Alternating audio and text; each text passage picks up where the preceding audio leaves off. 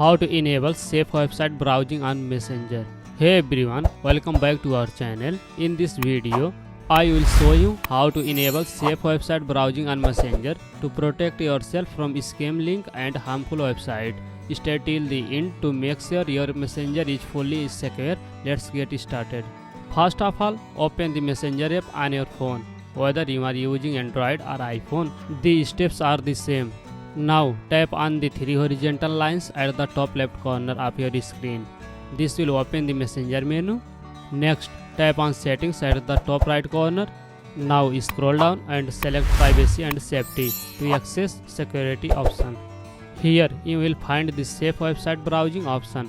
Tap on it and toggle the switch turn on to enable protection against harmful link. Now Messenger will automatically warn you about unsafe link. To stay even safer, always avoid clicking on suspicious link even from friend. If you receive a strange message with a link, double check before opening it. You can also enable two-factor authentication for extra protection. And that's it. If you found this video helpful, please give it a thumbs up, subscribe to our channel for more tutorials. Thanks for watching and I will see you in the next video.